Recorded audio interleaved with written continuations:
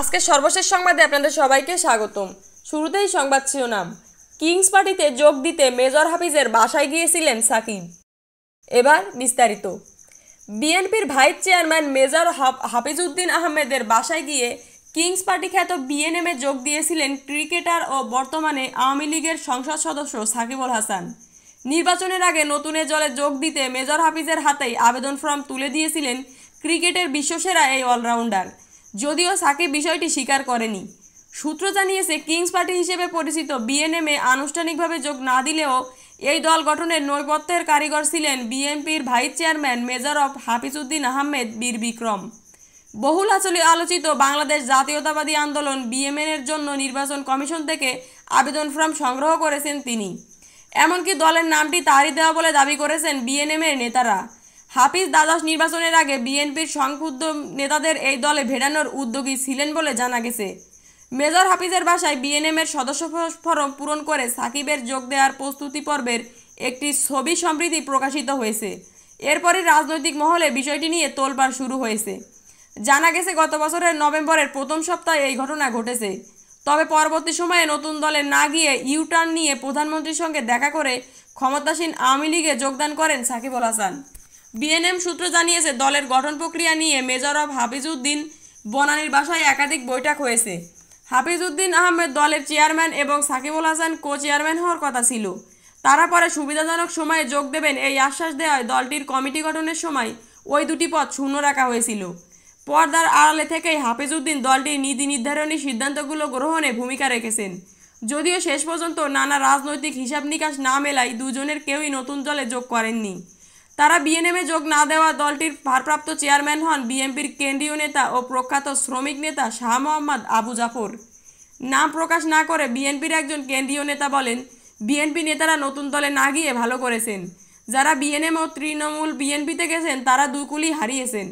বিশেষ করে বিএনপির কেন্দ্রীয় কমিটির সদস্য শাহ মোহাম্মদ আবু জাফর ও বিএনপি দলীয় সাবেক সংসদ সদস্য ও বিএনএমের প্রতিষ্ঠাতা আহ্বায়ক ডক্টর আব্দুর রহমান, বিএনপির সাবেক ভাইস চেয়ারম্যান ও তৃণমূল বিএনপির চেয়ারম্যান শমশের মুবিন চৌধুরী, বহিষ্কৃত সাবেক বিএনপি চেয়ারপারসনের উপদেষ্টা পরিষদের সদস্য advocate Taimur Alam Khandakar kings party দুটিতে যোগ দিয়ে নির্বাচনে প্রার্থী হয়ে জামানত হারিয়েছেন।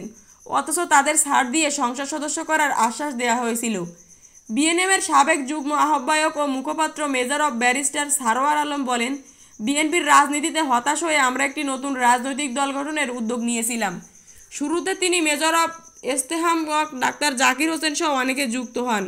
সেই সময় কমপক্ষে 40 জন অবসরপ্রাপ্ত সেনা কর্মকর্তা, শতাধিক আইনজীবী তাদের সঙ্গে যুক্ত হন, যার 80 রাজনীতিতে নতুন। সুষ্ঠু ধারার রাজনীতি করাই ছিল তাদের উদ্দেশ্য। তাদের এই উদ্যোগ দেখে মেজর হাফিজউদ্দিন আহমেদ বিএনপির রাজনীতি করা সম্ভব নয় বলে 2019 সালের দিকে তাদের সঙ্গে একান্নতা ঘোষণা করেন। এমনকি নেতৃত্ব দেওয়ার ইচ্ছাও ব্যক্ত করেন। এরপর 2019 থেকে 23 সাল পর্যন্ত অসংখ্যবার তাদের সঙ্গে তিনি তার বনানীর বাসায় বৈঠক করেন। বিএনএম গঠনের সঙ্গে জড়িত নেতারা জানান, 2020 সাল থেকে মেজর হাফিজকে তারা অনুরোধ করেছিলেন, নেতৃত্ব নিতে চাইলে দ্রুত সিদ্ধান্ত গ্রহণ করুন। কিন্তু তিনি বিভিন্নভাবে সময়ক্ষেপণ করতে থাকেন। তাদের বিভিন্ন অজুহাত ও আশ্বাস প্রদান করতে থাকেন। তারা তাকে বারবার বলছেন, আপনি নতুন ধারার রাজনীতি করতে চাইলে দ্রুত সিদ্ধান্ত গ্রহণ করুন। আমাদের এই উদ্যোগ সম্পূর্ণ ভিন্ন ধারার রাজনৈতিক উদ্যোগ। আমরা কোনো দল ভাঙার দায়িত্ব নেব না, কোনো স্বৈরাচারীর দোসরও হতে চাই না। প্রায় 100বার তার বাসায় মিটিং করেছেন। সেসব মিটিংয়ে অবসরপ্রাপ্ত সেনা কর্মকর্তা, আইনজীবী, রাজনীতিবিদ এবং কূটনীতিবিদও ছিলেন। তখন অবস্থাদৃষ্টে মনে হয়েছে নতুন নেতা হিসেবে রাজনৈতিক দল গঠন করছেন তিনি। বিএনএমের নেতাদের দাবি, 2022 সালের জুলাইয়ে বিএনএমের উদ্যোগী নেতাদের ডেকে মেজর হাফিজ দলের নাম চূড়ান্ত করেন। তার পরামর্শে প্রত্যক্ষ তত্ত্বাবধানে বিএনএমের নিবন্ধনের কার্যক্রম শুরু হয়। নিবন্ধন ফর্ম মুক্তিযোদ্ধা দলের এক শীর্ষ নেতা দিয়ে সংগ্রহ করেন তিনি।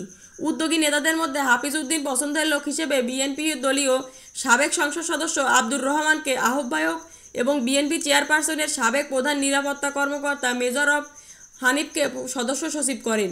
অবশ্য বিএনপি দলীয় সাবেক সংসদ সদস্য ও বিএনএমের প্রতিষ্ঠাতা আহ্বায়ক অধ্যাপক ডক্টর আব্দুর রহমান বলেন, মেজর হাফিজউদ্দিন আহমেদ বিএনপিতে অবমূল্যায়িত ছিলেন, ক্ষুব্ধ ছিলেন না। তিনি বিএনপি ছাড়তে চাননি। বিএনপির প্রতিষ্ঠাতা জিয়াউর রহমান ও চেয়ারপারসন বেগম খালেদা জিয়ার নেতৃত্বের প্রতি তার আস্থা ও দুর্বলতা ছিল। আমার মনে হয় নানামুখী চাপের মুখে নতুন দলে যোগদানের ব্যাপারে কৌশলী ভূমিকা নিয়ে সময় পার করছেন। এ বিষয়ে বিএনপির vice chairman major of Hafizuddin Ahmed জানিয়েছেন, তাকে নতুন রাজনৈতিক দল বিএনএম-এর চেয়ারম্যানের দায়িত্ব দেওয়ার প্রস্তাব দেওয়া হয়েছিল, কিন্তু শেষ বয়সে তিনি দলের সঙ্গে বেইমানি করতে চাননি। দলটির গঠনের নৈপথ্যে ভূমিকা রাখা ও তার বাসায় একাধিক বৈঠকের কথা সঠিক নয় বলে দাবি করেছেন তিনি। এছাড়া ক্রিকেটার সাকিব আল হাসান তার হাতে ফর্ম দিয়ে যোগদানের বিষয়টি এড়িয়ে যান মেজর অব হাফিজ। কিংস পার্টিতে যোগদানের বিষয়ে গণমাধ্যমের পক্ষ থেকে সাকিব আল হাসানের সঙ্গে যোগাযোগ করা হলেও তাকে পাওয়া যায়নি। আপনি কোন জেলা থেকে আমাদের ব্রেকিং নিউজ দেখছেন কমেন্টে জানাবেন এবং সবার আগে সর্বশেষ আন্তর্জাতিক সংবাদ পেতে আমাদের চ্যানেলটি সাবস্ক্রাইব করে আমাদের সাথেই থাকুন। পরবর্তী ব্রেকিং নিউজের জন্য আমন্ত্রণ রইল। ধন্যবাদ।